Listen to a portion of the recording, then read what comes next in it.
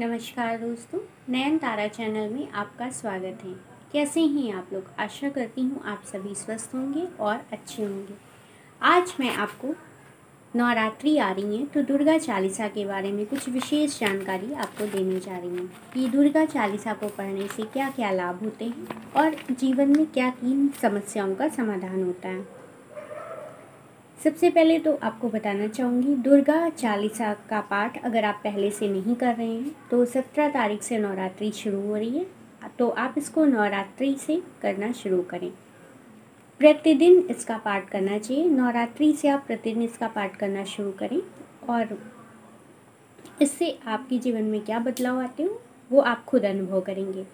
दुर्गा चालीसा का नियमित पाठ करने से शत्रु से पराजय मिलती है। शत्रुएं अगर विरोधी, कुछ छुपे हुए विरोधी होते हैं, कुछ सामने से होते हैं, तो इन पे अगर आपको जीत हासिल करनी है तो आपको दुर्गा चालीसा का नियमित रूप से पाठ करना चाहिए। जिन लोगों को डिप्रेशन होती है, डिप्रेशन की समस्या नॉर्मल चीज़ है, आज की डेट में लगभग सभी को होता है, तो नियमित रूप से अगर आप दुर्गा चालीसा का पाठ करते हैं तो आपको डिप्रेशन से भी मुक्ति मिलती है। जो आपकी छठी इंद्रिय होती है, इसका नियमित पाठ करने से छठी इंद्रिय जो होती है वो एक्टिव हो जाती है।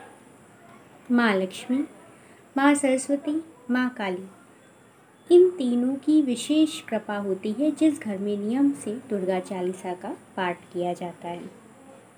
सौंदर्य और धन धान्य की प्राप्ति हमें होती है। दुर्गा चालीसा का पाठ करने का जो उचित समय होता है, जो उत्तम फलदायी होता है, वो प्रातः काल का होता है।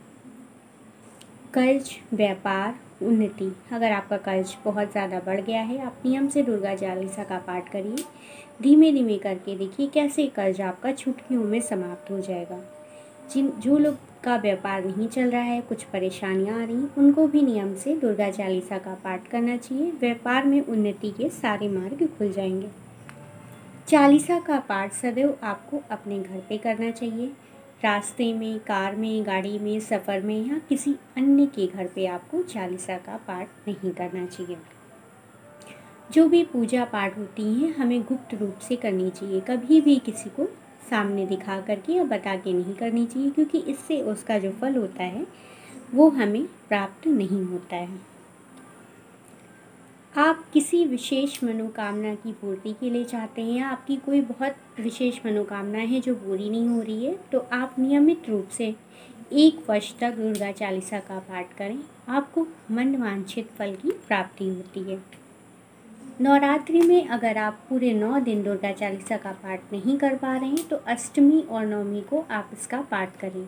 अष्टमी और नवमी को पाठ करने से आपको पूरे 9 दिन की पाठ का फल मिलेगा।